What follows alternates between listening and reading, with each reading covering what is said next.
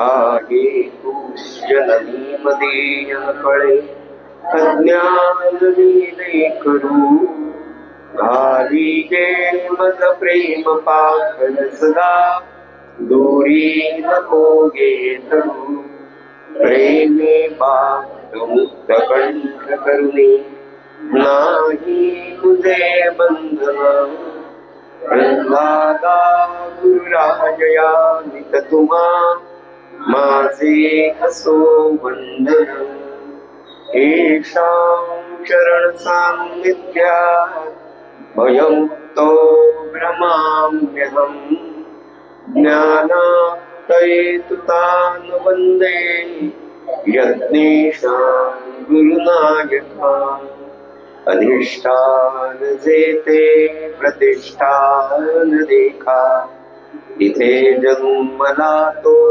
गुणातीत एका तयाचे निनामे चुके जन्म बेथा नमस्कार माझा सद्गुरु एकनाथा अनंत कोटी ब्रह्मांड गायक राजाधिराज सच्चिदानंद सद्गुरु श्री ब्रह्म चैतन्य रामानंद प्रल्हाद महाराज की जय। जय जय रघुवीर समर्थ श्री राम समर्थ श्रोता वक्ता श्री राम समर्थ। श्री चैतन्य उपासना मंडळ नांदेडच्या या 2025 सालामधल्या 22व्या नामस्मरण चातुर्मासामध्ये आज दिनांक 3 नोव्हेंबर 2025 या चातुर्मासातला हा नामस्मरण दिन क्रमांक 121 सद्ग्रंथ वाचनांतर्गत श्रीमद भागवतातल्या एकादश स्कंदावर शांतीब्रह्म संत श्रेष्ठ श्री एकनाथ महाराज यांनी प्राकृतामध्ये जो एकनाथी भागवत नावाचा ग्रंथ लिहिला त्या ग्रंथातल्या 9व्या अध्यायातल्या 25व्या आणि 26व्या श्लोकानंतरच्या ओव्या आज आपण वाचन श्रवण आणि चिंतनासाठी घेणार आहोत। यासाठी उपस्थित असलेल्या माता बंधू भगिनींच्या चरणी विनम्र अभिवादन करतो आणि आपल्या नित्याच्या बांधणीं सेवेला सुरुवात करतो। सज्जनो, आपला विषय असा सुरू होता की भगवान अवधूतांनी यदुराजाचा जो संवाद चालला त्याच्यामध्ये अवधूत यदुराजाला सांगतात की 24वा गुरु मी जो राजा केला तो दुसरा तिसरा कोणी नसून हा जो आपल्याला परमात्म्याने जो नरदेह दिलेला आहे, नर जन्म दिला आणि त्यात हा नरदेह विशेषतः जो दिला, हा नरदेह मनुष्याचा देह हा खरा आपला गुरु आहे। कारण हा याच्या साधन याच्या हे साधन म्हणून वापरून आपल्याला आपण ज्या कार्यासाठी जन्माला आलेलो आहे भगवंताची प्राप्ती करून घेणं हे मनुष्य जन्माचं सर्वोच्च नव्हे मुख्य ध्येय आहे। आणि हे ध्येय आपल्याला प्राप्त करून साधण्यासाठी आपल्या ध्येयाची पूर्ती करण्यासाठी नरदेह हा आपल्याला साधन म्हणून वापरायचा आहे। पण या साधनालाच मी पहिल्यांदा गुरु केलेला आहे आणि त्याची महती सांगत असताना भगवान अवधूत आपल्याला सांगतात, कालचा जो विषय आपला होता त्यातले 2 मुद्दे, ते मुद्दे असे आहेत की जो खरा भगवंताच्या दर्शनाची इच्छा करतो, खरा परमार्थी, खरा विवेकी, खरा वैराग्यवान असा जो असतो म्हणाले, त्याचं मन प्रपंचातल्या नाशवंत वस्तूंकडे धाव घेत नाही, नाशवंत वस्तूंचं आकर्षण त्याला राहत नाही। आणि याचं मुख्य कारण त्याच्या असं लक्षात येतं की देह सुद्धा नाशवंत आहे, तोही नाशवंत, आणि म्हणून देह नाशवंत असल्यामुळे अशा माणसाचं मन देहाविषयी सुद्धा हळूहळू विरक्ती पावायला लागतं। त्याच्यानं विशिष्ट प्रकारचं एकदा छान नाम झालं ना, चिकाटीचं नामस्मरण, मनापासून नामस्मरण जर झालं, एक विशिष्ट काळ गेला, प्रत्येकाचं पूर्वसंचित, प्रत्येकाचं दुरित ज्याला असं म्हणतात, आपण पाप असं म्हणतो, ते एकदा संपायला लागलं ना, आता त्याला कोणाला 2 महिने लागतील, कोणाला 4 महिने, कोणाला फार तर वर्ष लागेल। पण एकदा चिकाटीचं मनापासून झालेलं नाम बरोबर कार्य करायला सुरुवात करतं. आणि नाथांनी ज्या अवस्था ह्या सांगितल्या की मन कसं हळूहळू विरक्त होत जातं, आणि एकदा देहाविषयी त्याला विरक्ती आली की पुढे नाथ महाराज आपल्याला काल सांगत होते की ज्या विचाराने आपल्या मनामध्ये विरक्तीचा भाव निर्माण होतो त्या विचाराला विवेक असं म्हणतात. आणि तो विवेक सज्जनो आपल्याला प्राप्त करायचा आहे. आणि शेवटचा मुद्दा काल ते सांगत होते की स्वतःच्या चिंतनाने, स्वतःच्या सकारात्मक विचारानेच विवेक आणि वैराग्याची प्राप्ती या नरदेहामध्येच होऊ शकते, इतर देहांमध्ये नाही. तेव्हा या विवेक वैराग्याला प्राप्त करून घेणं हा विचार आपल्याला करायचा आहे. आणि पुढे शेवटचा मुद्दा आपण काल पाहत होतो की ब्रह्मज्ञान प्राप्त करून देणारा नरदेह हा आपल्याला प्राप्त झालेला अतिशय अमूल्य असा ठेवा आहे. पण आयुष्याच्या अखेरपर्यंत नवे नवे जन्मोजन्मी, काल म्हणाला तुम्हाला की किती जन्म आपले झाले आपल्याला माहितच नाही, आणि इतके जन्म झाले तरी हा विचार आपल्या कधी कानावर पडला की नाही, आणि पडला असेल तर त्या त्या जन्मात त्या साधन मार्गावर आपण चाललो की नाही हे आठवत नाही. पण एक गोष्ट मात्र सकारात्मक आहे, जे महाराज म्हणाले की मनुष्य म्हणून जर तुम्ही जन्माला आला तर तुमचा उद्धार हा होणारच आहे. फक्त त्या प्रगतीच्या त्या मार्गावर, साधनेच्या मार्गावर सज्जनो आपल्याला चालण्याची गरज आहे. असा विषय कालपर्यंत या नरदेहाच्या सकारात्मकतेबद्दल, नरदेहाच्या फायद्याबद्दल, नरदेहाच्या चांगुलपणाबद्दल नाथ महाराज सांगतात. आणि शेवटचा मुद्दा आज आपल्याला ते सांगताय की या नरदेहाचं चांगुलपण किती सांगावं म्हणाले. देवत्व प्राप्त झालं तरीही देवांना समाधान नाही. त्या देवांना खऱ्या ब्रह्मज्ञानाची प्राप्ती करून घेण्यासाठी हे जे ना विशिष्ट पुण्यसंख्येनंतर स्वर्गाची प्राप्ती होणं, काही विशिष्ट प्रमोशन, मला सांगा किती दिवस राहता आपण आपल्या जीवनात पाहतो. एखाद्या ऑफिसमध्ये, एखाद्या याच्यात तुम्ही कार्य करता, खूप चांगलं काम केलं, प्रमोशन मिळालं. कुठपर्यंत प्रमोशनची किंमत आहे? रिटायर्ड होईपर्यंत. रिटायर झाल्यानंतर तुमच्या समोर सेवानिवृत्त, सेवानिवृत्तीला काही विचारतच नाही कोणी.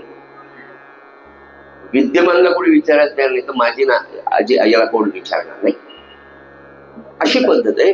तर ते देव सुद्धा, नाथ महाराज सांगतात की देवांना सुद्धा मनुष्य जन्म घेण्याची गरज वाटते. नवे नवे देव देखील मनुष्य होण्याची इच्छा ठेवतात, इच्छा धरतात.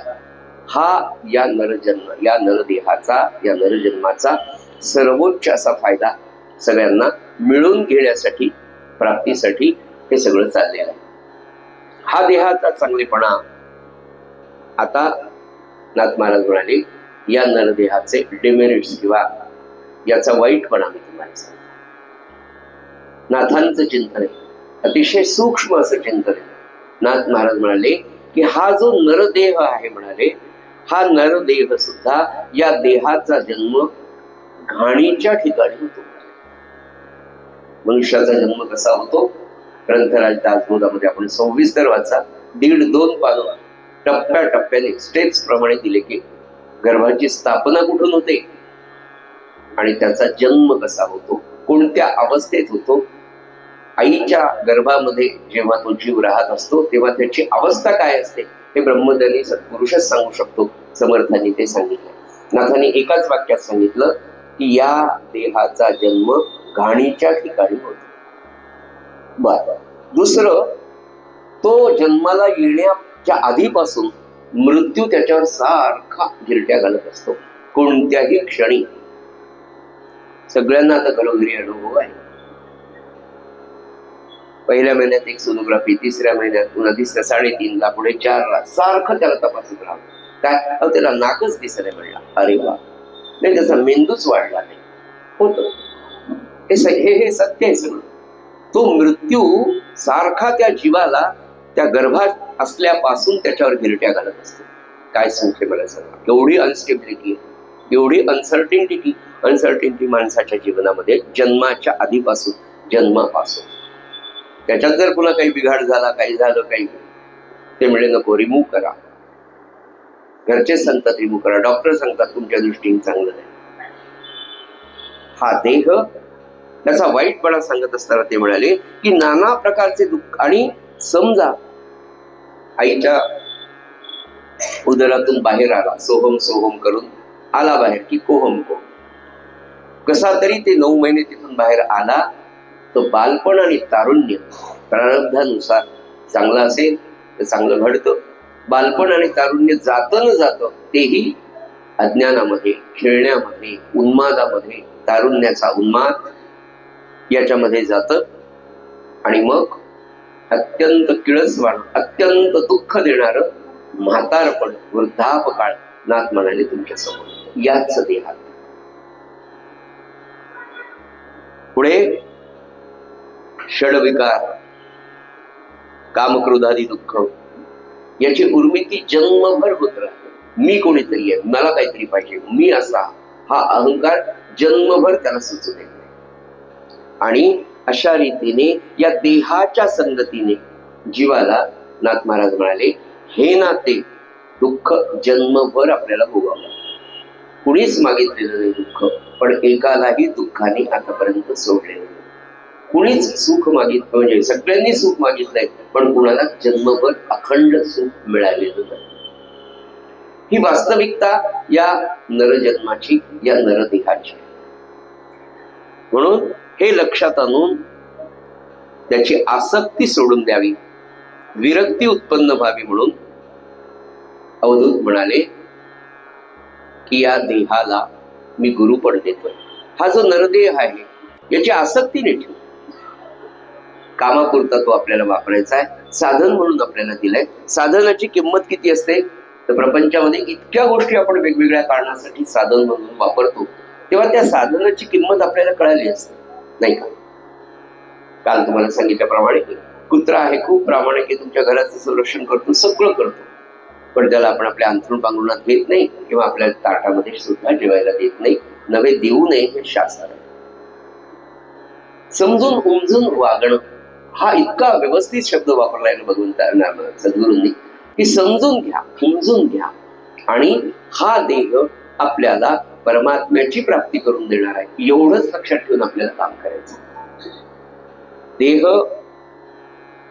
आपल्यावर जसा उपकार करतो, नाथ महाराज म्हणाले देह जसा आपल्यावर उपकार करतो तसाच अपकारही हा देह आपल्यावर करत असतो. तो कसा करतो म्हणाले तर हाच नरदेह नाथ महाराज म्हणाले आपल्याला अविनाश पद प्राप्त करून देतो.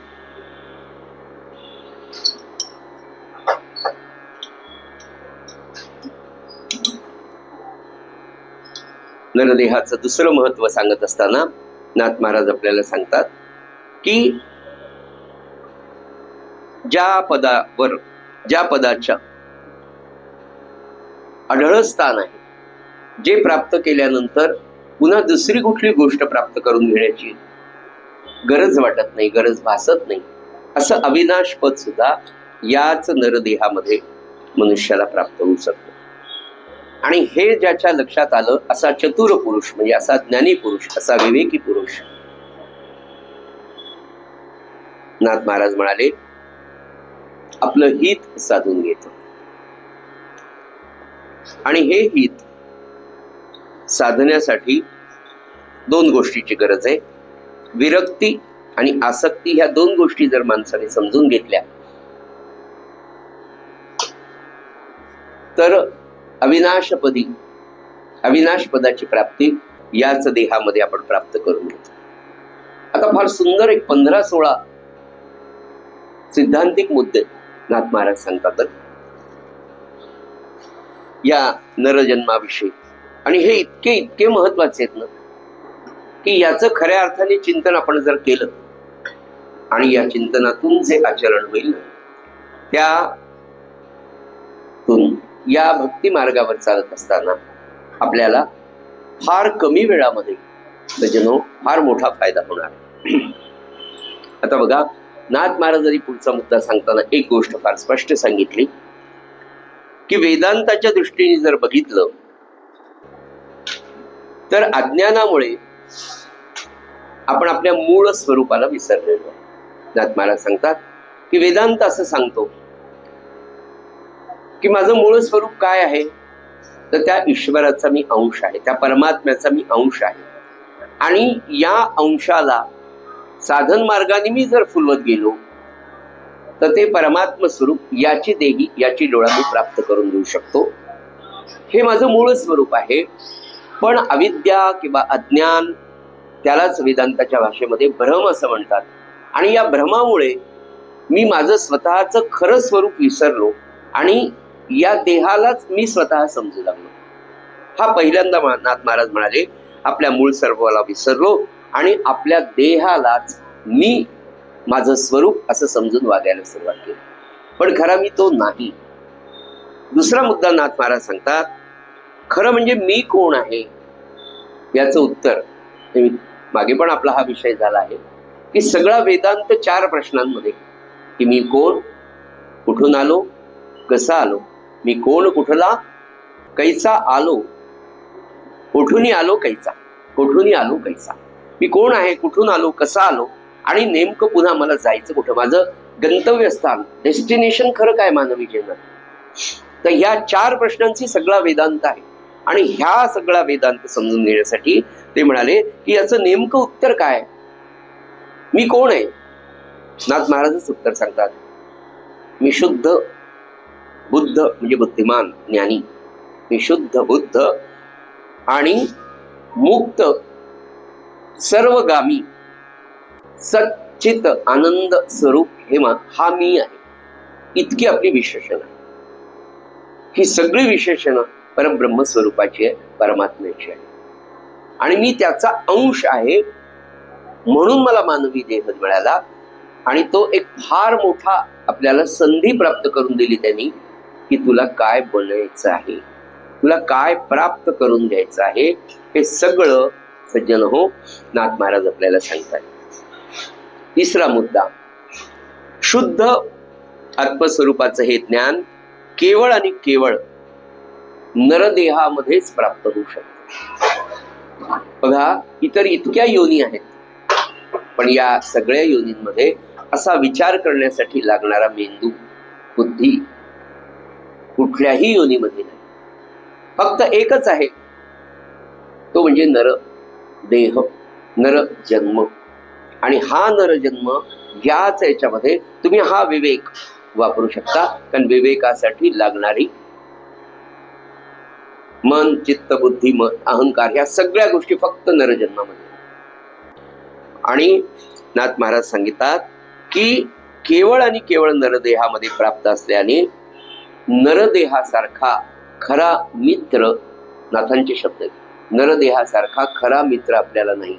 म्हणून बेस्ट फ्रेंड सगळ्यात बेस्ट फ्रेंड हा नरदेह आहे. याला फक्त सन्मार्गाने, सदाचरणाने, विवेकाने जर आपण वापरलं तर याची देही याची डोळा, त्या सगळ्या परमानंदाची प्राप्ती नाथ महाराज म्हणाले तुम्हाला होऊ शकते. हे कोण सांगू शकतं? जो त्या मार्गाने गेला. असे ब्रह्मज्ञानी नाथ महाराज पुढे सांगतात की देहासारखा मित्र नाही म्हणून त्याला आपलेपणाने सांभाळण्याची पण सोय नाही, आणि त्याचे फार लाड केले. कसं आहे बघा, मानवी जीवनात आपण पाहतो, झोप, आळस आणि भूक जितकी वाढवाल तितकी वाढवत जा. आळस पाहतो, झोपून राहू म्हटलं की झोपूनच राहतो, खात बसला की खातच बसतो. झोप, आळस हे फार मोठे शत्रू या मानवी जीवनात.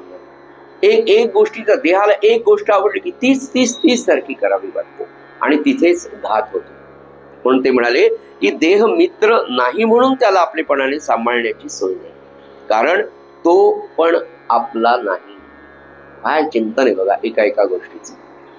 म्हणून महाराजांचं ते एकच वाक्य इतकं सुंदर आहे की माझ्याकडे भरपूर वेळ होता, खरं म्हणजे आपल्याकडे पण आहे, पण महाराज सांगितले माझ्याकडे भरपूर वेळ होता आणि मी सुखाचा शोध घेण्याचा प्रयत्न केला आणि त्या सुखाचा शोध मला लागला. त्याचा मार्गही मला माहिती, मी ते सुख शोधून पाहून उपभोगतोय, ते तुम्हाला मला द्यायचंय. तुम्ही फक्त या मार्गाने या, तो म्हणजे भागवत धर्म. भक्ती मार्ग, साधन मार्ग, कलियुगामध्ये सर्वोत्कृष्ट नामस्मरणाचा मार्ग, अखंड अनुसंधानाचा मार्ग. म्हणून ते म्हणाले की त्याची सोय नाही, पण तो देह सुद्धा आपल्या ताब्यात नाही. माझा देह आहे कंट्रोल आपला तिचा नाही. आता डोकं दुखायला एक बटन दाबलं थांबलं डोकं, नाही कानाची पाळी ओढली आता थांबलं बा, असं काही होऊ शकतं? असं काहीच होत नाही. आपल्याला होणारे विकार, आपल्याला होणाऱ्या अडचणी, आपल्याला होणाऱ्या आधी आणि आपल्याला होणाऱ्या व्याधी, काहीच कारण नसतं. एक साधा मेसेज येतो, झाली आधी सुरू झाली, मानसिक त्रास सुरूच झाला.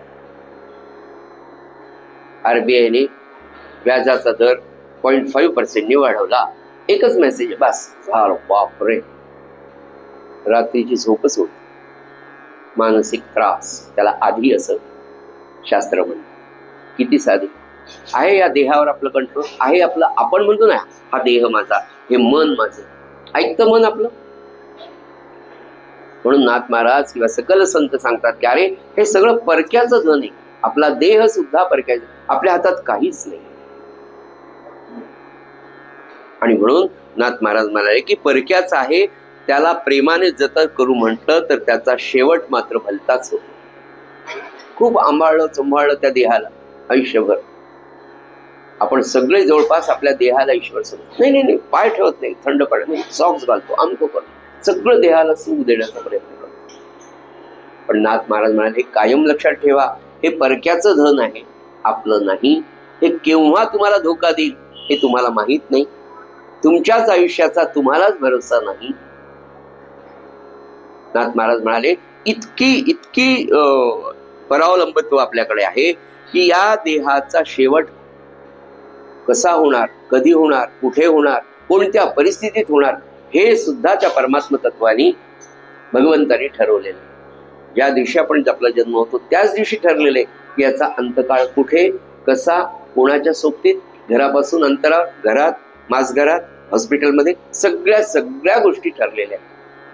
हे जर आपल्याला मनापासून समजलं ना, तर मग हळूहळू आपल्याला लक्षात येतं की नाही, ती परमात्म्याची योजना आहे. आपल्याला फक्त कर्तव्याचा अधिकार बुद्धीने थोडाफार दिलाय की नाही, तुझ्या हातात कर्तव्य, तू करत राहा बस. तो भलत्याच मार्गाने जाताना नाथ महाराज म्हणाले की हा देह गेल्यानंतर जाळला तर भस्म होतो, पुरला त्याची माती होईल, तसाच ठेवला नाथ महाराज म्हणे सडून जा. पंचमहाभूताचा देह आहे. पंचमहाभूतात विलीन होण्याच्या प्रक्रिया, पाण्यात टाकला तर सडतो, तसा ठेवला तरी सडतो, पुरला तर माती होते आणि जाळून टाकला तर भस्म होतो. हे या नरदेहाचं सत्यत्व आहे असं सांगतात. म्हणून नाथ महाराज म्हणाले की देहाला सुख देणारी जी साधनं आहेत, आपल्या देहाला देणारे सुख देणारी साधने, त्यांच्या योगाने काय होतं, वासना सारखी वाढत राहते. एकदा एसीची सवय झाली, फॅन असलेल्या पाहुण्याकडे रात्री मुक्कामाला थांबायची बुद्धी होत नाही आपल्याला. नाही बा, आपलं घरी गेलेलं परत एसी लावून काय सवय असते. देहाला सुख देणाऱ्या जेवढ्या गोष्टीची जितकी सवय तुम्ही लहा. म्हणून महाराज म्हणाले ना, उपाध्या आयुष्यात फार कमी ठेवा. आपल्या आधीची एक पिढी होती, म्हणजे आपले आई बाबा आणि आजी आजोबा आपण पाहिले.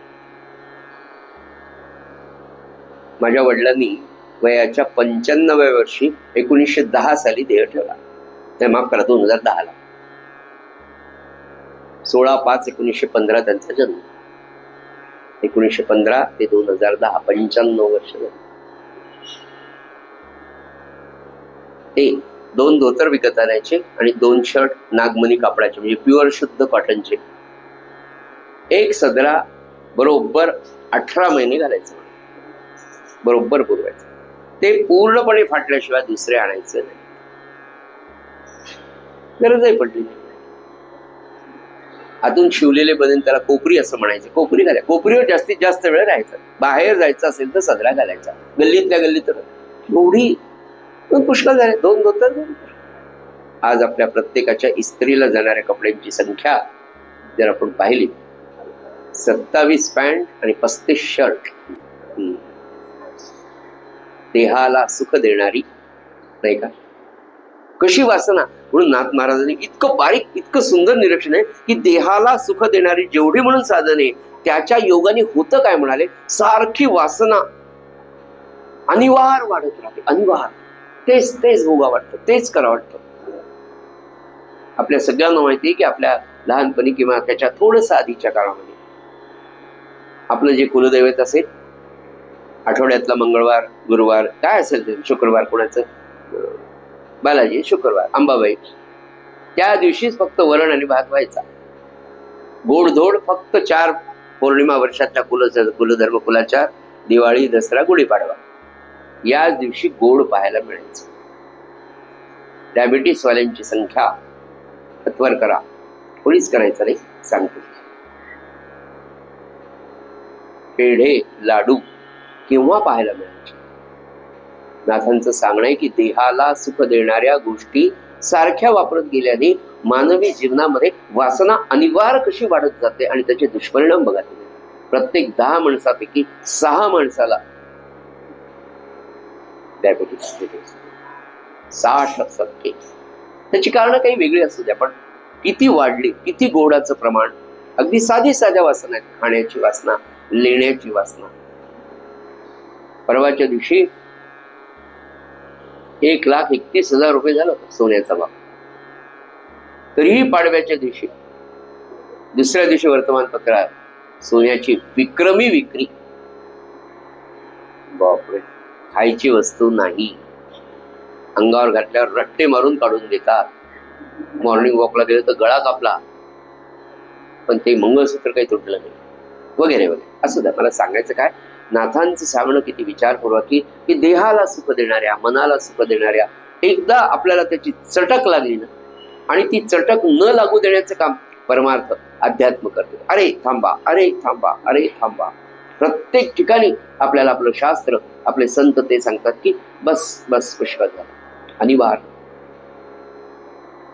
आणि एकदा अनिवार्य वासना वाढली की जीवाचं त्यांनी होतं काय माहिती का, त्या वासनेशी हा सूक्ष्म देह त्या वासनांनीच लपेटून जातो. म्हणजे आपण ज्याला लिंग देह किंवा सूक्ष्म देह म्हणतो ना, त्या वासनाच त्याच्यावर म्हणजे आम्ही लहानपणी पटकन चेंडू मिळायचे नाही, किंवा मिळालेले चेंडू पटकन हरवून टाकायचे म्हणा, खेळून संपवून टाकायचे. मग शेवटी काय करायचं, एक छोटासा दगड घ्यायचा, त्याला अशा कापडी यांनी वेस्टर्न करून वरून तो शिवून घ्यायचा, असं त्यात ते चेंडू करायचं. कारण सहज त्यांनी मिळायचे नाही, खेडेगावात मिळायचे असते, प्रोडक्शन नव्हतं, कारखाने नव्हतं, वगैरे वगैरे.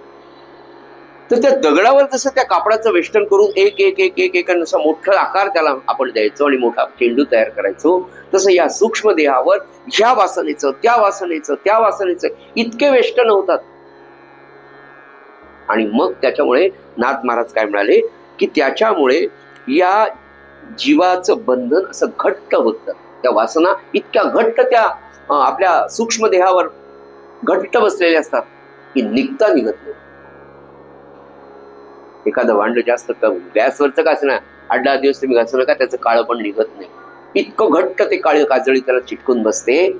तर ह्या वासना तर आपण अशा स्वतः बांधून ठेवल्या की हे पाहिजे, ते पाहिजे, ते पाहिजे, या जीवाला त्याचं घट्ट बंधन होतं.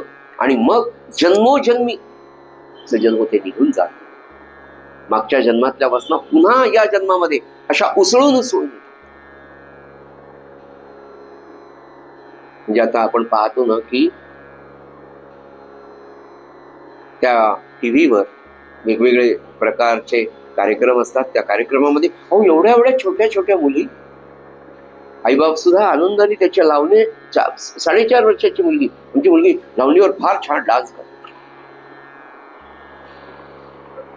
4 वर्षाच्या मुलीला अशा प्रकारचे तिचे अभिनिवेश असतो, अशा प्रकारचा तिचा अभिनय. आपल्याला आश्चर्य वाटतं की 4 वर्षाच्या मुलीला इतक्या भावना.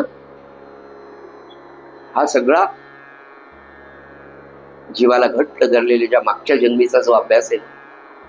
आणि मी तुम्हाला काल तेही उदाहरण सांगितलं की त्या वृंदावनमध्ये जन्माला आलेला भागवत नावाचा 8 वर्षाचा मुलगा छोट्या छोट्या भगवद्गीतेच्या कॉपीज घेऊन रस्त्यावर विकतो, सांगतो, समजून सांगतो. राजस्थानच्या उपमुख्यमंत्री आहेत, राजकन्या त्या, काय त्यांचं मला नाव आठवत नाही, त्यांच्या घरी तो गेला वृंदावनातून, उपमुख्यमंत्र्यांच्या बंगल्यावर त्याचं स्वागत, आणि तिथे त्यांनी उपमुख्यमंत्री असलेल्या त्या दिव्या राणी नावाच्या उपमुख्यमंत्री त्यांना भगवद्गीतेचं महत्व सांगितलं आणि म्हणाले की माझ्याकडनं कॉपीज विकत्र घ्या आणि तुम्ही वाचा आणि सगळ्यांना वाचायला लावा. काय दोन्ही प्रकारे आपल्यालाच पाहायचं. एक 4 वर्षाची मुलगी अतिशय उच्छृंखल असा शृंगारिक डान्स वयाच्या 4थ्या वर्षी करते, आणि एक 8 वर्षाचा मुलगा की ज्याच्या 18चे 18ही अध्याय भगवद्गीतेचे मुखोद्गत आहे वयाच्या 8व्या वर्षी. 2 प्रकारचे अभ्यास आपल्याला दोन्हीकडचं मार्गदर्शन. सांगायचा मुद्दा मला याच्यातून एवढाच आहे की वासनांचे वेष्टन किती त्या लिंग देहाभोवती असतं आणि ते पुन्हा पुन्हा कसं प्रगट होतं. पूर्वजन्म आणि पुनर्जन्म हे जे आपल्याला भारतीय तत्वज्ञानात अध्यात्मामध्ये सांगितलेत ना, ते अतिशय सत्य आहे की अतिशय कमी वेळात काही महात्म्य आपल्याला पाहायला मिळतात. मागच्या जन्मामध्ये झालेला अभ्यास लगेच तो रूप होतायचा. म्हणून नाथ महाराज म्हणाले की ही वासना बघा तुम्हाला फार त्रास देते. आणि मग पुन्हा नाथ महाराजांना ते कटू सत्य आपल्याला सांगावं लागतं. त्यातही नाथ महाराज म्हणाले धन लोभ, पैसा कमवण्याची वासना आणि काम वासना, ह्या 2 जबरदस्त वासना माणसाला जन्मभर गुंतवून ठेवतात. सारखा पैसा, सारखा 2चे 4, 4चे 8, 8चे 16 याच्या मागे. आणि तो पैसा मिळाला की वेगवेगळ्या वासना जन्मभर मी कसा उपभोगू शकेल याच्यासाठी सगळ्या प्रकारच्या योजना करणारी माणसं आपल्याला समाजामध्ये आजूबाजूला पाहायला मिळतात. अंतकाळी ह्या 2 वासना, कामवासना आणि धनलोभाची वासना सज्जन हो. अजून एक वासना आहे वित्तेशनेची. पैसा मिळाला, बाकी कामवासना भरपूर मिळाली, तरी त्याच्या पुढची एक वासना, जाताना तिरंग्या चढण्यामध्ये मी जावं, भारतरत्न मला मिळावा, माझे अंतिम संस्कार शासकीय इतमामाने व्हावा, असं ही शेवटपर्यंत वासना. आणि शेवटच्या दिवसापर्यंत माझी बातमी वृत्तपत्रात आणि आताच्या या मीडियामध्ये असावी. ही लोकेशना. वित्तेशना म्हणजे धनाची वासना, लोकेशना म्हणजे प्रसिद्धीची वासना, तिसरी तर मी आता तुम्हाला सांगितली. ह्या 3ही वासना नाथ महाराज म्हणाले अंतकाळी तुम्हाला पुनर्जन्माची व्यवस्था करू. बोलता बोलता एकदा आदरणीय बाबा बेसरेंच्या प्रवचनात ते म्हणाले, ही ऐकलेली गोष्ट आहे, 1984 नंतरची गोष्ट आहे. म्हणजे 31 ऑक्टोबर 1984 इंदिरा गांधींचा खून झाला आणि त्याच्यानंतर मला वाटतं 5-7 वर्षाच्या नंतर ते म्हणाले, असं बोलताना म्हणाले, तुम्हाला माहिती आहे का आता ती कोण झाली? म्हणाले वाघीण झालेली. आणि सगळ्या जंगलात अशी डरकाळ्या फोडत रागाने फिरते. अंतकालेची ही वासना माणसाला कुठपर्यंत देते. नाथ महाराज सांगतात की जन्मभर आपल्याला ह्या वासना अंतकाळी दुसऱ्या जन्माची प्राप्ती बीज रूपाने आपल्या बरोबर सूक्ष्म देहाबरोबर वाहत जातात. म्हणून महाराज काय म्हणाले की कसंही असा, कोणत्याही अवस्थेत असा, नामाचं वेष्टन त्या सूक्ष्म देहावर करत राहा, नामाचा संस्कार करत राहा. एकदा नाम घेणं, 2दा नाम घेणं म्हटलं ना, आपण त्या भोवऱ्याला कशी ती दोरी अशी गोल गोल गोल गोल करत वर नेतो, तशी या सूक्ष्म देहाला भोवरा समजून एक एक नामाची वासा, एक एक नामाचा दोर रोज त्याच्यावर सारखा सारखा सारखा असा सूक्ष्म देह नुसता नामाने भरून जातो निश्चित. कशाने? नित्याच्या प्रयत्नाने, नित्याच्या अनुसंधाने, नित्याच्या प्रेमयुक्त नामस्मरणाने. आणि पुन्हा एकदा सांगतो की नामस्मरणासाठी ना, तसं म्हणलं तर ते फार कोरडं आहे, पण त्याला जर तुम्ही एक लय, एक धून, एक चाल जर लावली तुमच्या आवडीने, आणि त्या लयीमध्ये जर नाम घेत आपण काम केलं ना, विशेषतः सकाळच्या पहाटेच्या प्रहारी राम प्रहरामध्ये जर एका विशिष्ट पद्धतीने, एका धूनमध्ये, एका लयीमध्ये जर नाम 15-20 मिनिटं हळू आवाजात वैखेरेने एकांतात बसून डोळे लावून आपणच नाम घ्यायचं, आपल्याच कानाने ऐकायचं, असं जर केलं ना, तर पहाटे केलेलं वैखरीतलं नाम इतकं सुंदर त्या अंतःकरणावर गोंदवलं जातं की दिवसभर तुम्ही त्या धूनमध्ये लयीतलं नाम, जी आवडेल ती एक लय सिलेक्ट करा, तुम्हाला जी सोपी वाटेल, जी तुम्हाला सहज शक्य आहे, त्या लयीच्या नामस्मरणाने खूप नामाच्या राशी दिवसभरामध्ये तुमच्याकडे जमा होते. म्हणजे पुढे पुढे तर असं होतं की तुमच्याही लक्षात नाही, एका एका पावलावर नाम बसतं.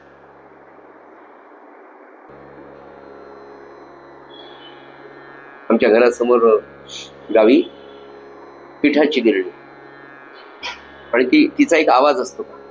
त्या आवाजावर जर तुम्ही नाम बसवलं, ती चालू द्यायची, तुमचं नाम सुरू. आदरणीय बाबा म्हणाले, एकदा मला गुडघ्याचा इतका त्रास झाला म्हणाले, इतक्या पेन्स होऊ लागल्या म्हणाले, काय करा सोसवे ना म्हणाले. त्या पेन्स जशा टक टक टक टक असं ते होऊ लागलं, त्याच्यावर मी नाम बसवलं म्हणाले. वा, किती गोष्टी करतात. नामाचा अभ्यास करणारी माणसं, नाम विसरू नये याचा अभ्यास करणारी माणसं. मी म्हटलं ना तुम्हाला, एकदा सगळे चांगले साधक 4-5 चालले होते. रेल्वेचे रिझर्वेशन झाले, थोडी लेट रेल्वे आली, गर्दी झाली आणि चढायला लागले की आता लेट झाली बा, पटकन निघते की काढून. त्या गडबडीमध्ये ते गेले, रेल्वेमध्ये बसले आपापल्या चेअरवर. आणि मग एका नामसाधकाने विचारलं की गर्दी झाली, आणि गर्दी झाली असताना रेल्वेमध्ये बसताना, रेल्वेच्या डब्यामध्ये चढताना किती जणांचं नामस्मरण सुरू होतं? एकाचंही नाम. इतक्या सूक्ष्म लेवल पर्यंत सज्जन आपल्याला करायचं की नाम विसरता कामा नये. काही होऊ द्या, कायम सारखं स्वतःला एन्क्वायर करत राहायचं. नाम विसरलं, नाम विसरलं का, नाम विसरू नये महाराज, मी या कामाचा नाम सुटू दे, नाम सुट. सज्जन ही प्रार्थना, आपण हे ना कोणत्या ग्रंथात लिहिलेलं नाही, हे सत्संगातून. चांगल्या चांगल्या नामसाधकांच्या काल मी तुम्हाला काय सांगू. रात्री ते लोक पहाटे 4:30 पर्यंत मस्त नामाला बसले, मस्त. आणि त्या सोनाली ताई ज्या होत्या ना, त्यांचं जे नाम, जे मौन सकाळी सुरू झालं, तर आज पहाटे सकाळी त्यांनी, ती जी 11 माणसं आली होती, 12 माणसं जपाला आली होती, त्यांनी काल 25 तासामध्ये, यजमानांना मी सांगतो की नोंदवून ठेवा, 3.5 लक्ष त्यांनी जप केला. 10च माणसांनी 3.5 लक्ष. ते म्हणाले आमचं ही जपसंख्या कॅल्क्युलेट करून त्यांनी आज दुपारी मेसेज आला. काय नामाचं, काय महाराज. आणि त्या कशाने आले हो? पत्रिका देऊन, घरी मूळ पत्रिका देऊन लोक येत नाहीत लग्नाला. येतात का?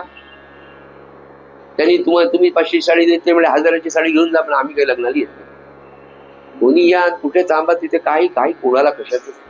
एवढी माणसं स्वतःचा 800-900 रुपये जाण्या-येण्याचा खर्च करून, वेळ स्वतःचा देऊन आपल्या घरी येऊन जप करतात, इथे येऊन जप करतात. कशासाठी, कोणासाठी, कोणामुळे? एक तत्वनाम, दृढ धरी मना, आणि मग हरीसी करुणा येईल. हे सज्जनो आपल्याला साधायचं. त्या हरीची करुणा आपल्याला भागायची. ते आपल्याला मिळण्यासाठी एक तत्व नाम, दृढ धरी मना, बस. हरीसी करुणा येईल, ते नाम सोपे रे, रामकृष्ण गोविंद. बस. कोणतंही तुम्हाला जे आवडेल ते घ्या, पण मनापासनं, प्रामाणिकपणे. कशासाठी नाही, नामासाठी नाम. आणि त्याचं सूत्र नाथ महाराज म्हणून म्हटलं ना की तुकाराम महाराजांची गाथा जवळपास मला वाटतं 5-5.25 हजार अभंग तुकाराम महाराजांच्या गाथेत. आणि त्या 5.25 हजार अभंगामध्ये तुम्हाला सांगतो 90% अभंग, 90% अभंग अंडरलाईन केलेले आहेत बाबांनी. 90% अभंग फक्त नामाशी रिलेटेड आहे, फक्त नामाशी. काय नाम असेल तुकाराम महाराज. पुन्हा तुकाराम महाराजच्या चरित्राकडे पाहिलं तर तुमच्या माझ्यासारखा ग्रस्ताश्रम, आपल्यापेक्षाही भयावह ग्रस्ताश्रम. एक बायको गेली, दुसरी बायको झाली, ते लेकरं, त्यांचे बाळांपण, त्यांचं ते दारिद्र्य. पहिली बायको अन्न दशा होऊन, म्हणजे अन्न मागता मागता गेली, तिला अन्न देऊ शकले. प्रचंड सावकार असलेला माणूस, पण काय प्रारब्धाचे झटके. आणि अशाही, म्हणजे सगळ्यात मोठं तुकाराम महाराजांचं वैशिष्ट्य सज्जनो, अत्यंत प्रतिकूल परिस्थिती प्रपंचामध्ये. पण जेवढी प्रतिकूल परिस्थिती प्रपंचामध्ये तुकाराम महाराजांची आहे, तितकं नवे त्याच्या 100 पट त्यांचं प्रेम भगवंताच्या नामावर आहे. आणि त्यांनी कधी सोडलंच.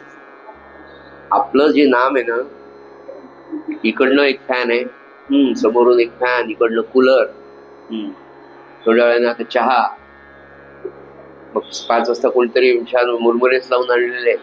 अहो हो, पाकपुऱ्या आल्याच नाहीत का अजून? सीमाताईला विचारायचं आपण. त्या लगेच दुसऱ्याशी पाकपुऱ्या.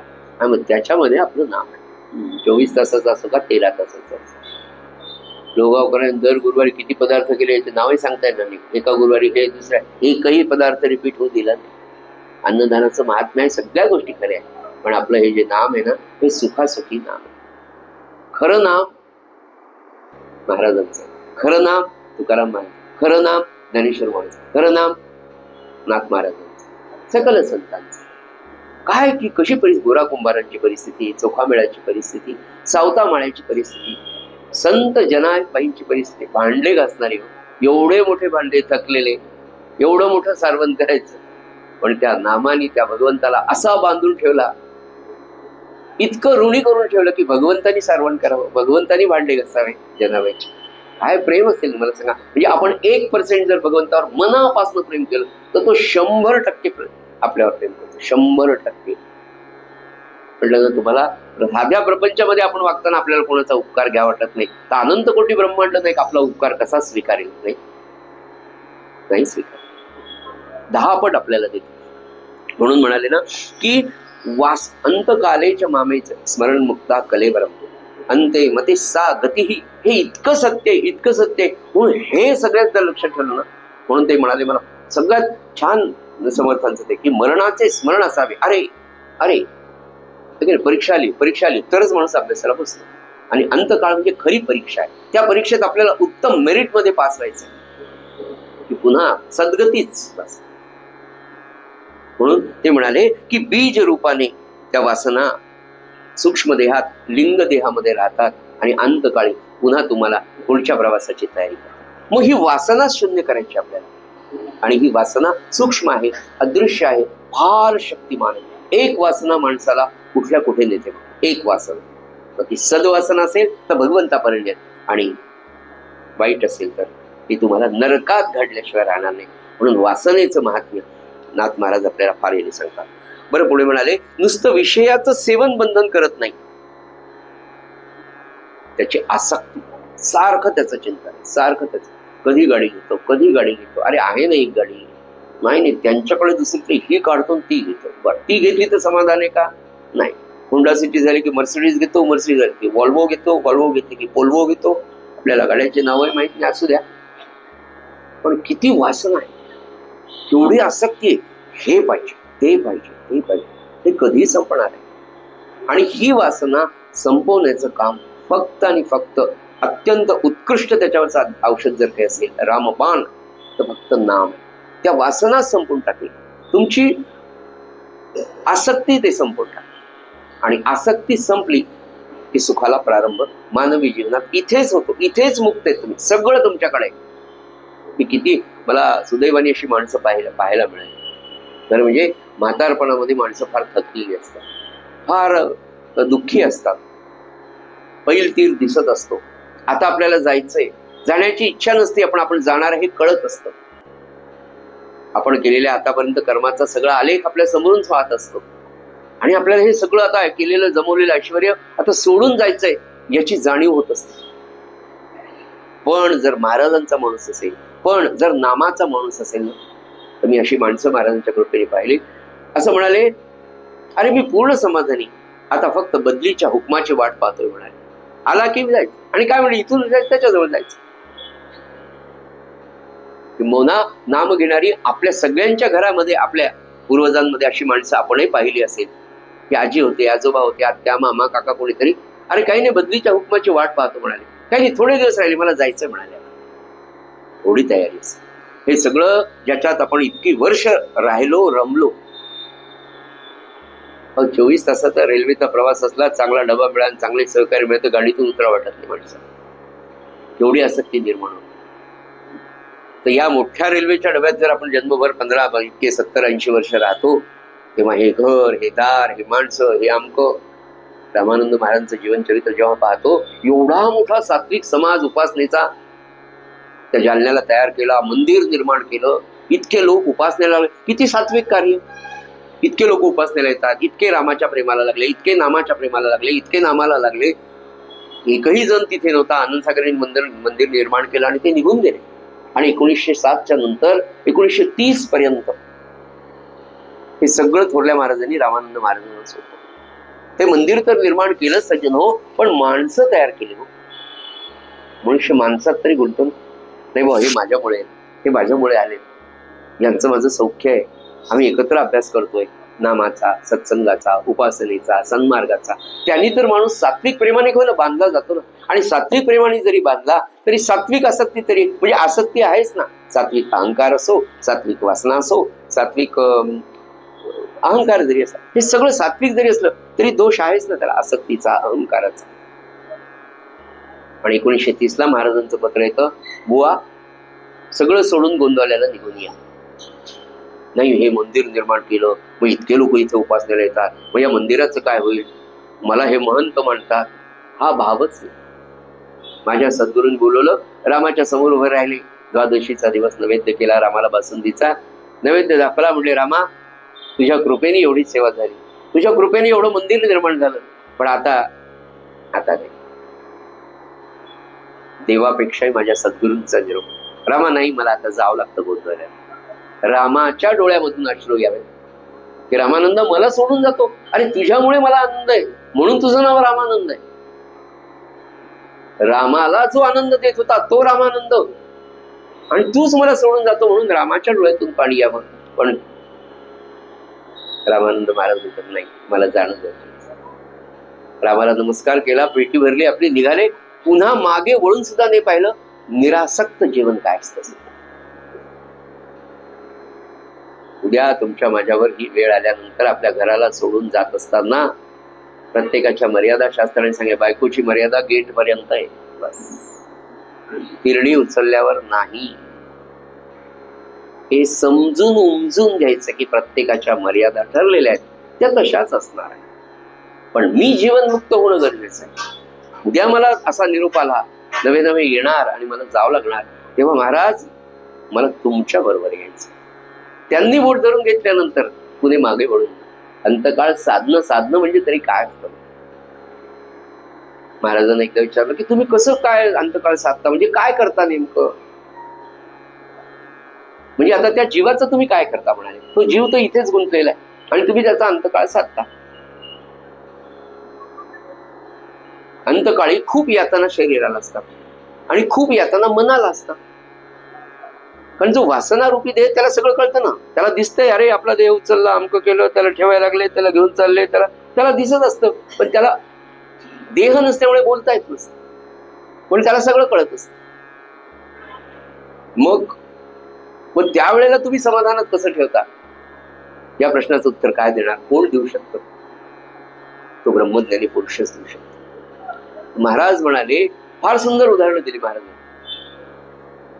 महाराज म्हणाले तुम्ही किरायाच्या घरात राहता आणि किरायाच्या घरात राहत असताना मस्तपैकी लोन घेतलं आणि नवीन घर बांधायचं ठरवलं. मस्त घर बांधलं, वास्तुशांतीची वेळ आली. वास्तुशांतीच्या दिवशी तुम्हाला किरायाच्या घराचं प्रेम आहे का तिकडचं आकर्षण आहे, असं वाटतं ना.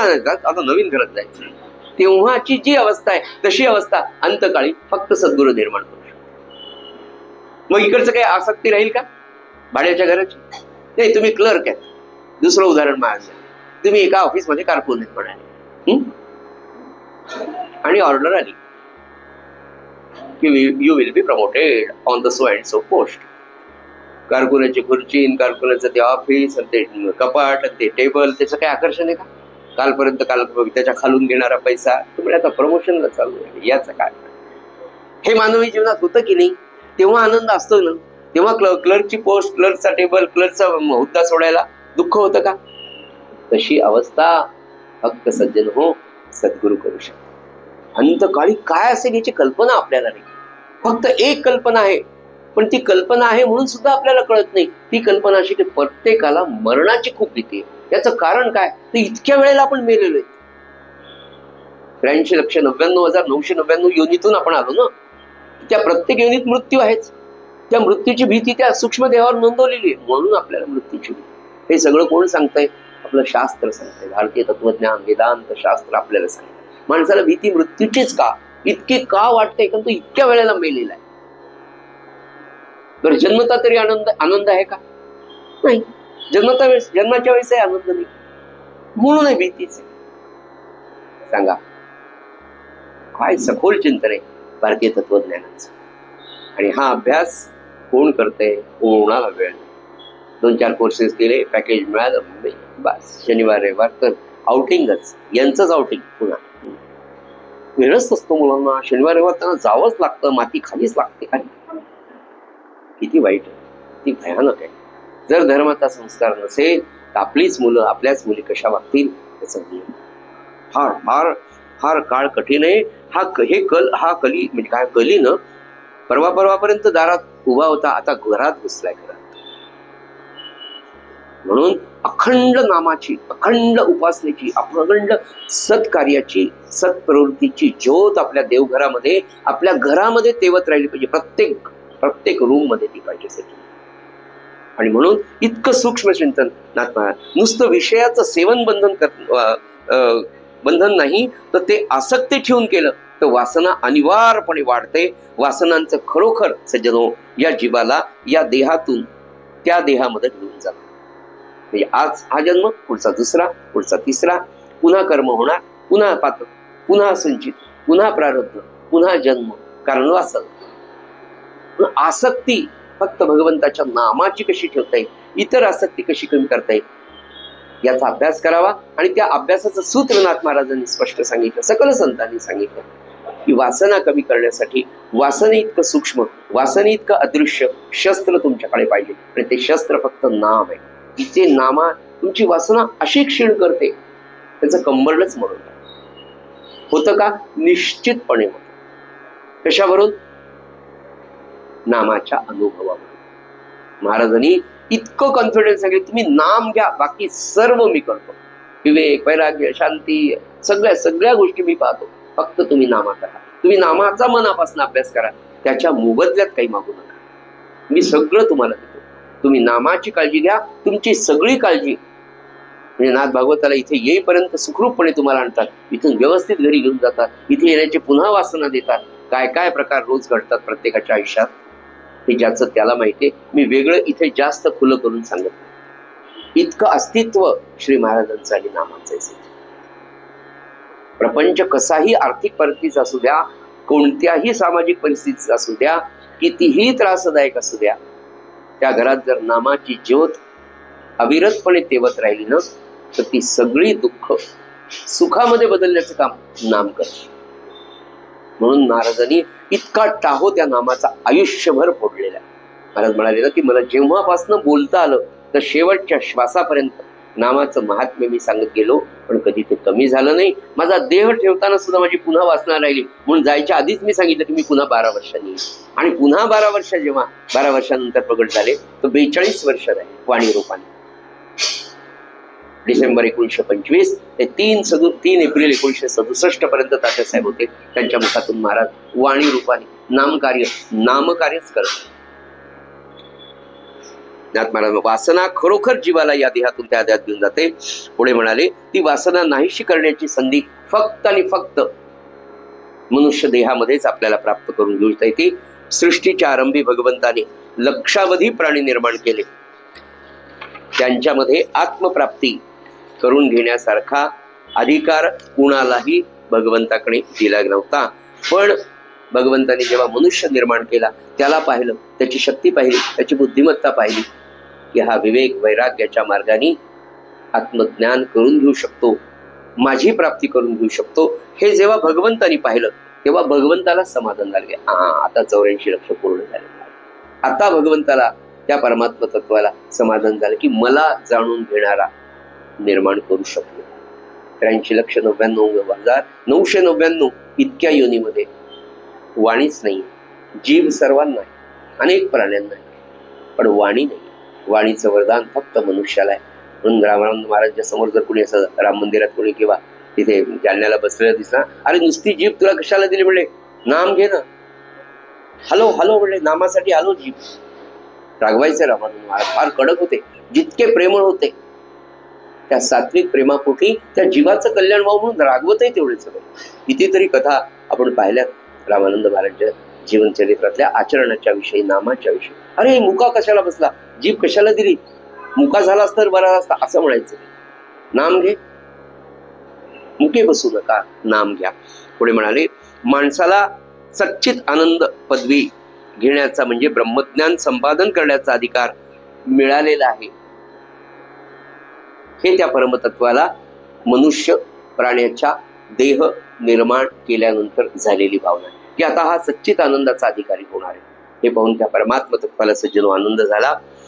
आत्मज्ञानाने काय होतं सज्जनो?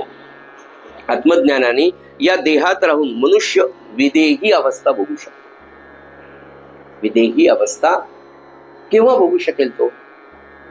जेव्हा त्याच्या वासना, त्याची इंद्रिय त्याच्या ताब्यात आहे. वासनांचा अंमल आपल्यावर असतो. नाही आता शिरा खावाच वाटायला, कराचाच, पुरणाची पोळी झालीच नाही असं म्हणतोच आपण. त्या वासनांचा अंमल आपल्यावर नव्हता, आपला अंमल वासनांवर राहावा किंवा राहतो.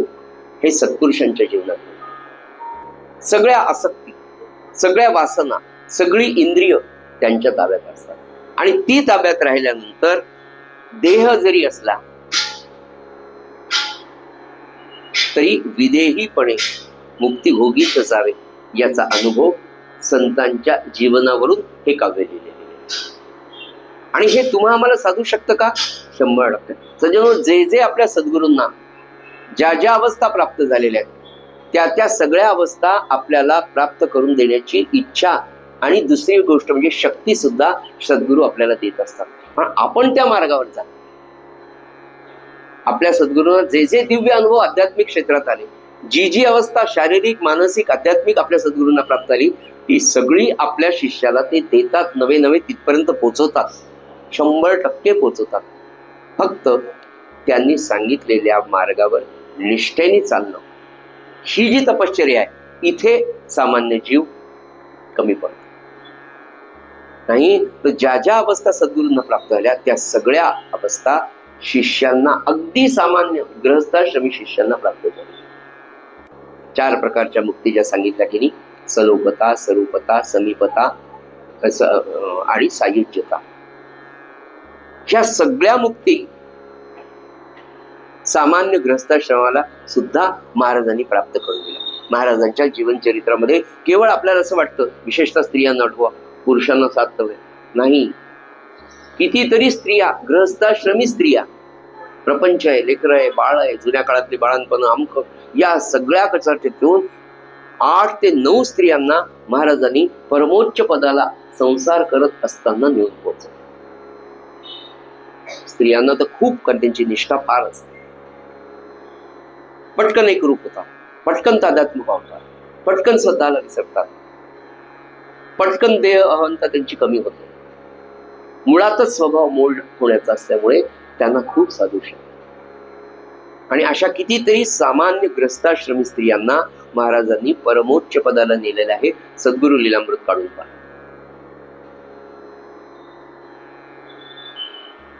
रामानंद महाराजांनी स्वतःच्या वयाच्या 16-17व्या वर्षी, म्हणजे जसं समर्थ सद्गुरु ब्रह्मचैतन्य महाराज वयाच्या 14व्या वर्षी त्यांना आत्मज्ञान होऊन सद्गुरुपदी ते बसले, अगदी 13-14व्या वर्षी ब्रह्मचैतन्य महाराजांनी रामानंद महाराजांना सद्गुरुपदी विराजमान केले.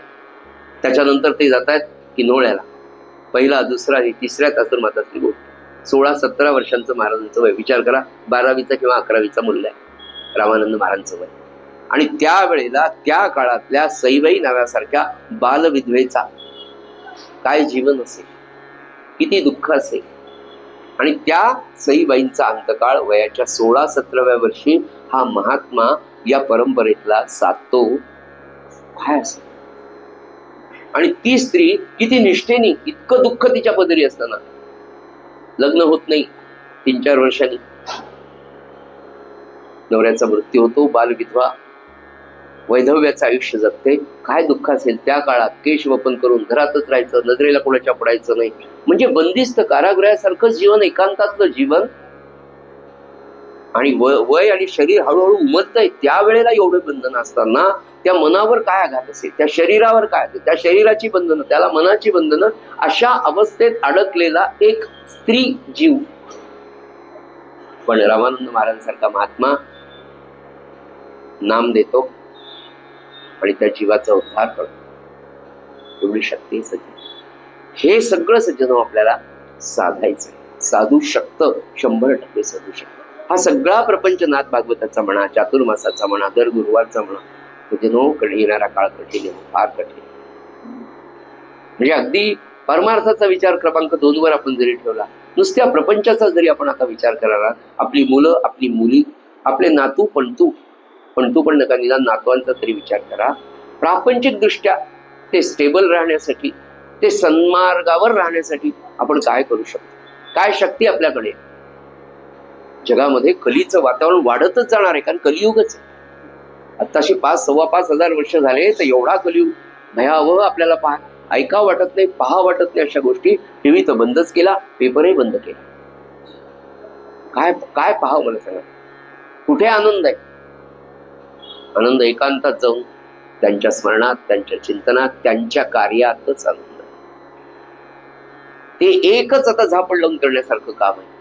आणि त्या कार्यानेच आपली ही सगळी नवीन पिढी, आपली नेक्स्ट जनरेशन प्रापंचिक दृष्ट्या तयार करणं हे आपलं आद्य कर्तव्य प्रापंचिक दृष्ट्या आहे. ते करण्यासाठी सुद्धा आपली शक्ती कमी पडते, आपलं ज्ञान कमी पडतं. तेव्हा त्यांना शरण जाणं, त्यांना सरेंड होणं एवढंच आपल्या हातात आहे. आपण जर ते केलं तर हे निर्माण होतं. साधी गोष्टच नाही. आज इतकी मुलं, इतक्या मुली महाराजांच्या कृपेने त्यांच्या सेवेमध्ये, ही उपासनेमध्ये येणारी मुलं निश्चितपणे यांचं भवितव्य अतिशय उज्ज्वल आहे.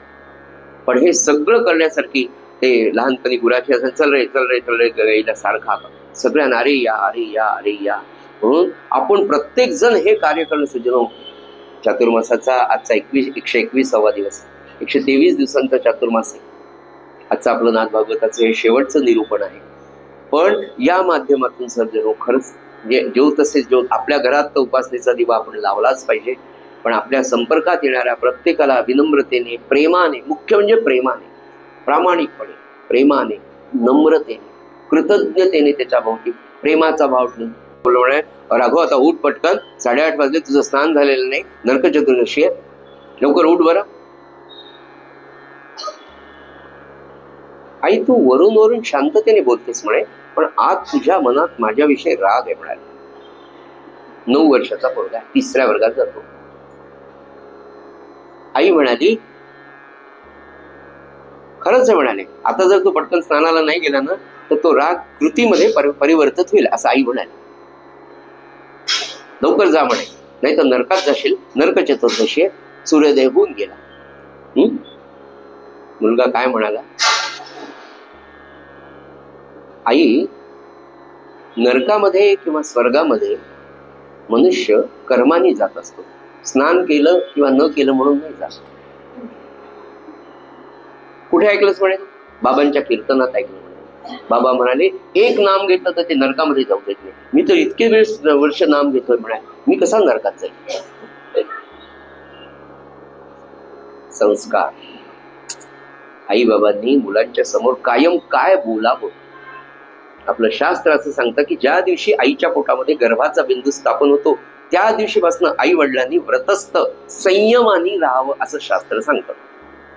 या शब्दात मला काय सांगायचं कळलं. संयमानी राहावं. बोलणं, चालणं, वागणं, खाणं, पिणं, त्याच्यावर संस्कार करणारे ते जरी तुम्हाला दिसत नसलं तरी ते आत आहे आणि त्याचं लक्ष सगळं बाहेर आहे त्या गर्भाचं. म्हणून उपासना करणाऱ्यांची मुलं 7व्या-8व्या महिन्यातच आईच्या उदरामध्ये उपासना सुरू झाली की नाचायला सुरुवात करतात. हा अनुभव आहे. इतकी सुंदर सिद्ध उपासना आहे. आणि ही उपासना जिवंत ठेवण्याचं काम आपल्याला सद्गुरूंनी दिले. आपला सद्गुरू हा देहात नाहीच आहे, तो आज देहात दिसतो हे भाग्य आहे. ज्यांचे सद्गुरू सगुणात आज नाही तरी ते आहेतच, कारण त्यांनी सांगूनच ठेवलं मी देह नाहीये. कारण मी आलोय नाही, मी गेलोय नाही, मी आय एम कॉन्स्टंट हिअर. मी व्हेरिएबल नाहीच आहे, तो कॉन्स्टंट आहे. आणि तो देहानी पंचमहाभूताच्या देहापुरतं सीमित सद्गुरूंना करूच नाही. त्यांनी दिलेला संस्कार, त्यांनी दिलेलं साधन जे आहे ना त्याच्यामध्ये तो आहे. ते साधन म्हणजेच तो, त्यांनी दिलेली उपासना म्हणजेच आपले सद्गुरू सज्जनो. आणि ती उपासना आपल्या सगळ्यांना टिकवायची. त्याच्यातून आपलं प्रापंचिक कल्याण होईल यात काही वैशिष्ट्यच नाही. दोन्ही कल्याण, प्रापंचिक आणि पारमार्थिक कल्याण होण्याचा मार्ग सज्जनो आपली उपासना. म्हणून ते म्हणाले की या ज्या वासना आहे, मी सांगायचं सूत्र एवढं याच्यासाठी आहे की आपल्याला आपल्याला आपल्याला आपल्या प्रगती पुस्तक घ्यायचा जो दिवस आहे तो अंतकाळ आहे. 1 मेला आपल्याला लहानपणी आपला रिझल्ट लागायचा, पास की नापास. आपल्या वडील फार हे नव्हते, अरे पास झाला का बस जिंकलं का, तू जिंकला मी जिंकलो.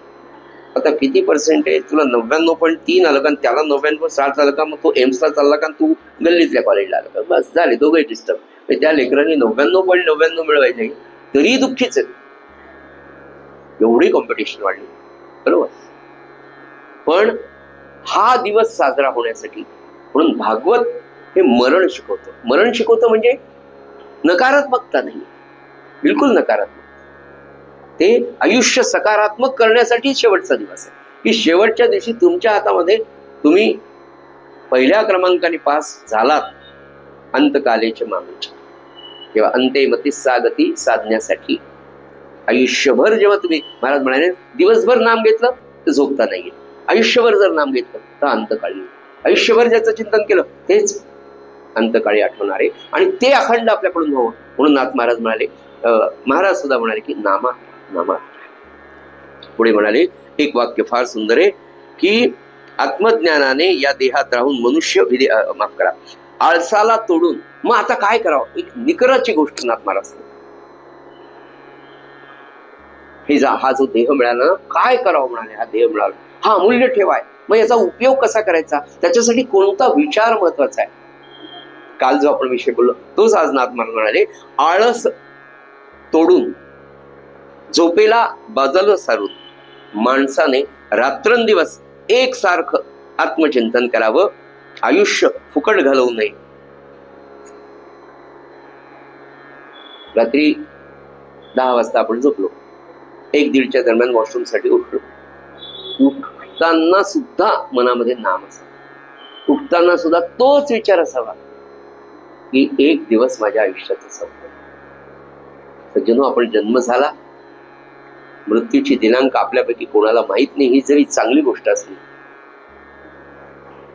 तरी पण क्षणाक्षणाला, दिवसागणिक, आठवड्याच्या अखेरा, महिन्याच्या शेवटी आपलं आयुष्य कमी निश्चितपणे झालेलं आहे आणि रोज आपण मृत्यूच्या जवळ चाललेलो.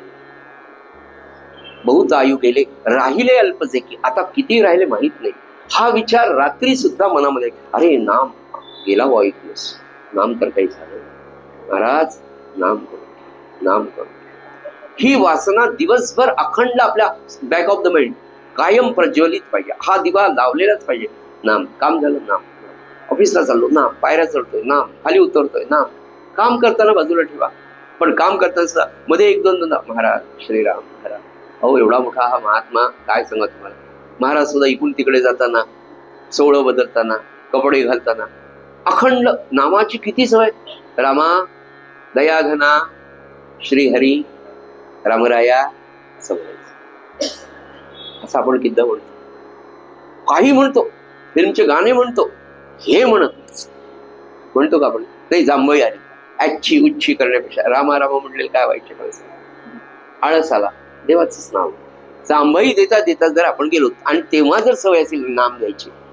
आपल्याकडे महाराजचे शिष्य होते लग मराठे म्हणून, चार्टर्ड अकाउंटंट म्हणून, बँक ऑफ महाराष्ट्रचे फाउंडर मेंबर, अतिशय विद्वान पण महाराजांचे निष्ठावान भक्त. रिटायर झाल्यानंतर त्यांच्या मुलीला आम्ही भेटलो तर त्या सांगायच्या की बाबांना इतकी सवय, सारखं थोडं 1-5 मिनिट आले मोठ्याने म्हणायचे श्रीराम श्रीराम श्रीराम. लिफ्ट मध्ये चालले, पायऱ्या उतरतायत, काय श्रीराम श्रीराम, 3 वेळा श्रीराम मोठ्याने म्हणायचे, सारखे 5 मिनिट आले. त्याच्यामुळे काय झालं, कानावर पडायचं. त्यांच्या वैखरीने आमच्या कानावर 3 वेळा नाम दर 10 मिनिटाला पडायचं. किती साधी सवय. रामा रामा छान म्हणत राहायचं. बाकी काय त्यांनी होतं काय, मला हे म्हणायचं म्हटल्याने अंतर्गत चिंतन कायम राहतं. मुखाने घेताना सगळ्यांना ऐकू येतं, मुखाने घेताना आपल्या मेंदूवर त्या व्हायब्रेशनचा आघात होतो आणि ते नाम अखंड चालू आहे. एक साधा नियम आहे की वैखरीने नाम घेत राहणं, वैखरीने घेणं, पुन्हा एका लईमध्ये घेणं, एका धूनमध्ये घेणं, किती छान वाटतं. करून तर पाहू आपण एक प्रयोग. हे कोणत्या ग्रंथामध्ये सांगितलं, हे याचं त्याचं सत्संगातून मिळालेलं ज्ञान आहे बरं, पण हेच फार पुढे माणसाला देतं. पुढे म्हणाले आळसाला तोडून, आळस आला लक्षात घ्या, अरे झोपावट नको नको उठा, 2 माळा तरी होती, 2 माळा तरी होती, असं सारखं. जसं आपण त्या EMI च्या बाबतीत किंवा सेव्हिंगच्या बाबतीत करायचं नाही. जीपीएफ इतका घटलाच पाहिजे हो, बरोबर. ज्यांनी नाही कापला त्यांना ऐन वेळेला मग गडबड होते. तसं एवढं एवढं महिन्याला, आठवड्याला ठरवूनच टाकायचं. आठवड्याला माझ्या इतक्या माळा झाल्याच पाहिजे, महिन्याला इतक्या, त्याचा हिशोब. प्रपंच करावा नेटका, त्यातलं घ्यायचं काय की पैशाचा हिशोब जसा मी प्रपंचामध्ये करतो, काटकसरीने वागतो, ते घेऊन आपल्याला परमार्थात वापरायचं. अरे नाम वेळ, नाम वेळ. प्रपंच करावा नेटका, मग परमार्थ पाहावा विवेका. विवेकाने दोन्हीकडे लक्ष द्यायचं. हे सज्जन आपल्याला साधायचंय. आणि आळसाला तोडून माणसाने रात्रभर, रात्रंदिवस एक आत्मचिंतन. मी कोण आहे, मला कुठे जायचंय, मला काय मिळवायचंय, मला भगवंत मिळवायचंय, समाधान मिळवायचं. भगवंत म्हणजे समाधान, आणि ते मिळण्याचं साधन अखंड त्याची आठवण, आणि ती राहावी म्हणून त्याचं साधन नाम साधन. नाथ महाराज म्हणाले, पुण्य जर अधिक झालं तर स्वर्गामध्ये मनुष्य जातो, पाप अधिक झालं नरकामध्ये जातो. दोन्ही समसमान झालं, मनुष्याचा जन्म आणि पाप आणि पुण्य दोन्ही सरले, संपले की मनुष्य मुक्त होतो. सांगायला 1-2 मिनिटात हे सगळं सांगितलं, पण पाप आणि पुण्य सरणं इतका अवघड आहे, फार अवघड. आपला ऑफिस मधला बॉस आपल्याला कधीच चांगलं म्हणत नसतो, किंवा त्याचं आपल्याविषयी फार चांगलं मत असेल असं काही सांगता असेल पण नसेल. त्यावेळेला महाराज काय म्हणाले की आपल्या जीवनामध्ये सुख आणि दुःख हे आपल्या प्रारब्धानी आहे. म्हणजे आपल्याला जर खेटर खायचं आपल्या प्रारब्धात असेल बॉसचे, तर ते होणारच आहे. पण ते आपण जर हे समजून घेतलं की आज बॉस बोलला, ऐकून घ्यायचं शांतपणे. तो असाच आहे, तो तसाच आहे. मग 4 लोकांना त्याच्याविषयी सांगून त्याची निंदा करून पापाचं गाठोडं आपण तयार करतो की नाही, कर्म तयार करतो की नाही. समजा हे मी समजून घेतलं की हे माझं प्रारब्ध आहे. दुसरं, महाराज म्हणाले आपल्याला जो पगार मिळतो त्यातल्या अर्धा पगार हा साहेबाची बोलणी खाण्यासारखा असतो, असं महाराजांचं वाक्य बरं. हो, वाणीरूप महाराजांकडे त्यांचा शिष्य आला, खूप फ्रस्ट्रेट झाला होता, आणि महाराजांची वाणी सुरू झाली. त्याचा नंबर आला, तो समोर नमस्कार मला असं, महाराज आज साहेब खूप ऑफिसमध्ये बोलले, अद्वा तद्वा बोलले, मला फार वाईट लागला, आता राजीनामा द्यावा वाटायला, अमक तमक. महाराजांनी शांतपणे म्हणजे आपल्याला लेकर किती आहेत, म्हणजे 4. कमवते तुम्ही एकटे? हो म्हणले. म्हणले असं लक्षात घ्या, आपल्याला जी तनखा मिळते म्हणाले, आपल्याला जो पगार मिळतो ना त्यातला अर्धा पगार हा बोलणे खाण्यासाठी असतो, आणि अर्धा पगार आपण महिनाभर जे काम करतो त्याचा असतो. अन्न देतो उदरासी, शरीर विकणे लागे तयासी. आता त्याच्या पुढचा विचार करा म्हणाला, जेने घातले जन्मासी त्यासी कैसे विसरावे, त्याचं चिंतन करा म्हणाले, याचं चिंतन करू. किती छान आहे. मग जर आपल्या लक्षात आलं की माझ्या वाटेला येणारा अपमान, माझ्या वाटेला येणारा मान सन्मान, हे सगळं त्या प्रारब्धाच्या अधीने, आणि प्रारब्ध कुणाच्या अधीने? परमात्म्याच्या अधीने. बरं, त्याचं कर्म आपणच केलं ना, त्यामुळे जे कर्म आपण केलं त्या कर्माचं फळ आपल्याला भोगावं लागणार हे निश्चित आहे. मग आपण खेटर खाल्ले, समजायचं हे माझं नशीब आहे, आणि नशीब समजलं हे माझ्या वाट्याला येणारच आहे. आपण त्याची निंदा करू का? निंदा नाही केली तर कर्म तयार होईल का? होणारच नाही. म्हणून पाप पुण्य सरणं किती अवघड आहे, कारण आपण कर्माशीच कायम बंधले, सारखं कर्म आपण करत राहतो. एखाद्याने वाईट बोलल्यानंतर आपण त्याच्या विरुद्ध बोलल्याशिवाय राहतच नाही. त्यांनी माझ्याकडे तिरप्या नजरेपर्यंत तो माझा अपमानच केला, या भावनेने इतकी त्याची षष्टी करतो, पण ऐकायला तो तयार, तो तिथेही नसतो. एका ठिकाणी तर असं त्यांनी सांगितलं, पुढे येणार आहे तो विषय, की निंदे इतकं मोठं पापच नाही. जर आपली कोणी निंदा करत असेल तर त्याच्या जाऊन पाया पडावं. का?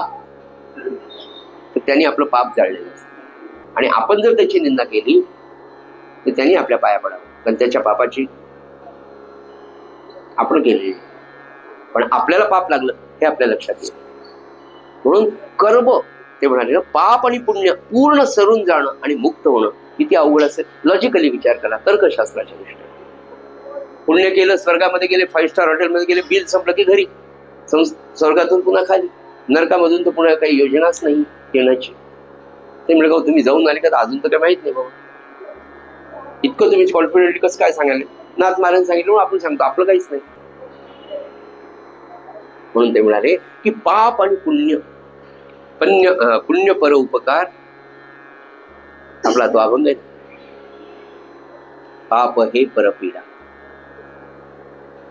साधं सूत्र सांगितलं, पुण्य म्हणजे काय आणि पाप म्हणजे काय याच्या व्याख्या 2च वाक्य. दुसऱ्यावर परोपकार करणं हे पुण्य आणि दुसऱ्याला परपीडा देणं. बरोबरच महाराजांचं एक वाक्य होतं, दुसऱ्याच्या आनंदावर जर तुम्ही विरजन धरत असाल तर तुम्ही पाप करता आहात. बाप, किती छान. याचं सूत्र कुठे? आपण कोणाशी कसं वागावं, तर लोकांनी आपल्याशी कसं वागावं हे जसं आपल्याला वाटतं तसं आपण लोकांशी वागावं.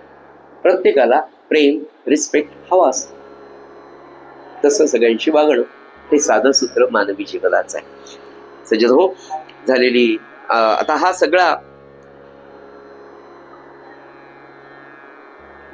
वैराग्याच्या बळाने आणि गुरुवचनाच्या साह्याने माणसाने निश्चयाने अविद्या म्हणजे अज्ञान नाहीसं करावं. आणि शेवटचं आजचं हे सूत्र सांगताना, अविद्या अज्ञान म्हणजे काय? नाथ महाराज म्हणाले, मी विद्यमान नाही असा अविद्येचा अर्थ आहे. म्हणजे मी विद्यमान नाही म्हणजे आपण म्हणतो ना, विद्यमान मुख्यमंत्री हे, विद्यमान आमदार हे. मी विद्यमान नाही म्हणजे मी देह नाही, मी नाहीच, परमात्माच, द्वैतातून अद्वैतात. ही अविद्या, हे अज्ञान. म्हणून कायम आपण लक्षात घ्या की मी शरीर नाही, मी त्याचा अंश आहे, मला हे. आणि हे ज्याला पटलं त्याचा अहंकार आपोआप मावळतो.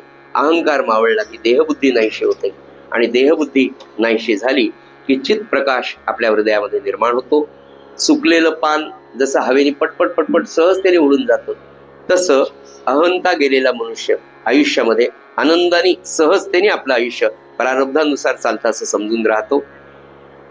असं विवेक वैराग्य जर आपल्याला लाभलं सज्जन तर खऱ्या अर्थाने नरदेह प्राप्त झाल्याचं, सार्थक झाल्यासारखं नाथ महाराज सांगतात. इथे या वर्षीच्या या 22व्या नामस्मरण चातुर्मासामधलं सद्ग्रंथ वाचनाचा आपला एकनाथी भागवतातला 9व्या अध्यायातला 26वा श्लोक आणि त्याच्यावरच्या ओव्या संपन्न झाल्या. हा अध्याय अजून 3 मुख्य मुद्द्यांशी निगडीत आहे. तो आपण भावी काळामध्ये जेव्हा आपला 23वा चातुर्मास पुढल्या वर्षी आपल्या घरी आहे तेव्हा करूयात. पण आज 9व्या अध्यायामधले 24 गुरु अवधूतांनी सांगितलेले इथे संपन्न झाले. शेवटचा गुरु हा नरदेह आहे. आपल्याला जे प्राप्त झाले आजपर्यंत आपल्याकडून या बाबतीमध्ये अनेक अज्ञानाने चुका झाल्या या देहाकडनं. आजपासून मात्र ह्या आपण निश्चित करणार नाही अशी प्रार्थना आपण महाराजांच्या चरणी करून घेऊया. आणि या संपूर्ण चातुर्मासामध्ये इतके दिवस आपण सगळेजण या ग्रंथ श्रवणासाठी आलात. आपल्या चरणी विनम्र अभिवादन करतो आणि झालेली सेवा नाथ महाराजांच्या चरणी अर्पण करतो.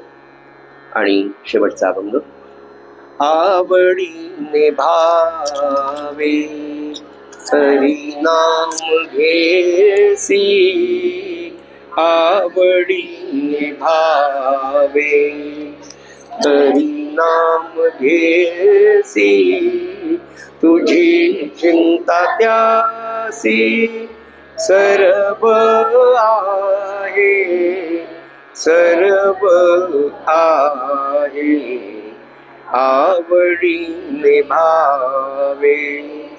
नको खेद करू कोणत्या गोष्टींचा, नको खेद करू कोणत्या गोष्टींचा, अति लक्ष्मीचा जाणतसे, जाणतसे, आवडीने भावे. सकल जीवांचा करी तो सांभाळ, सकल जीवांचा करी तो सांभाळ, तुझ मोकरीला ऐसे नाही, ऐसे नाही, आवडीने भावे. जैसी स्थिती आहे तैसा परी राहे, जैसी स्थिती